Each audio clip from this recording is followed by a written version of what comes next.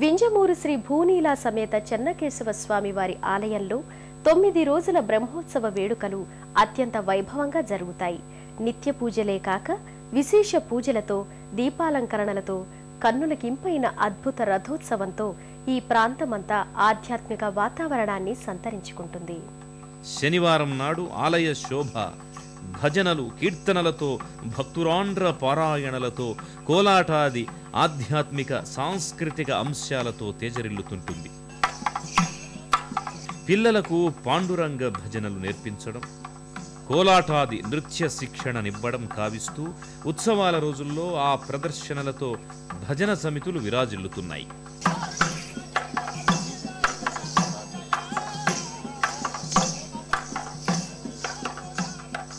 విశాల ఆలయ ప్రాంగణం కావడం వల్ల విశేష దినాల్లో భజనలు, కోలాటాల ప్రదర్శనలు అంగరంగ వైభవంగా జరుగుతుంటాయి. రంగురంగుల దుస్తులు ధరించి, కాళ్లకు గజ్జెలు కట్టుకొని స్వామి వైభవాన్ని కీర్తిస్తూ నర్తించడం, అలాగే భజన కీర్తనలు, ముఖ్యంగా స్త్రీల కోలాట ప్రదర్శనలు కనులకింపుగా ఇక్కడ కొనసాగుతాయి.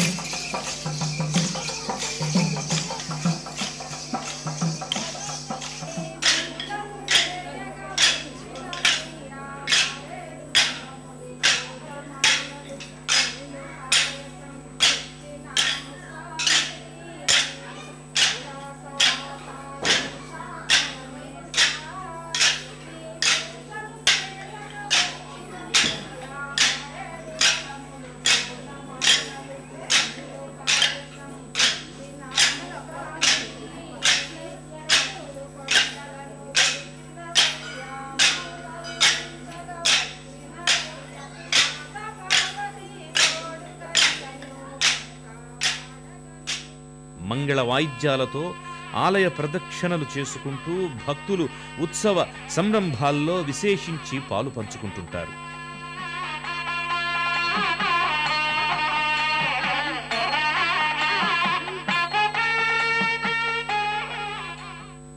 శతాబ్దం నాటి నుండి ఈ యొక్క ఆలయ నిర్మాణం జరిగింది.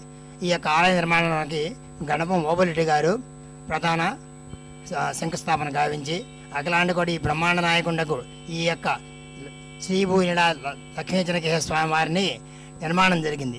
ఆనాటి నుండి నవాహనికంగా బ్రహ్మోత్సవంలో 9 రోజుల భాగంగా ఈ యొక్క కొలువులో బ్రహ్మోత్సవం అత్యంత వైభవంగా జరుగుతుంది. నిత్యము శ్రీవారికి త్రికాలం 3 వేళ స్వామివారికి ధూపదీప నైవేద్యాలు విరాజిస్తున్నారు. వైకుంఠ ఏకాదశి నాడు అత్యంత వైభవంగా స్వామివారి సన్నిధిలో భక్తులు వేలాది మంది భక్తులతో కూడి ఈ యొక్క ఆలయంలో నిత్య పూజలు జరుగుతాయి. ప్రతి శనివారం ఇక్కడికి వస్తాము. చెన్నకేశవ స్వామి, భూదేవి, శ్రీదేవిని అనుకుంటేనే చాలు చాలా బాగా ప్రత్యక్షం అవుతాడు. మా తండ్రి గారు అయిన గణపం రామానుజరెడ్డి గారు 30 సంవత్సరాలు ఈ దేవస్థానాన్ని చాలా అభివృద్ధి చేశారు. నేను బాధ్యతలు స్వీకరించి ఈ సంవత్సరంలోనే యజ్ఞశాల, వంటశాల, అలంకారశాల, ఆఫీసు రూము తదితరాలన్నీ నిర్మాణం చేయడం జరిగింది.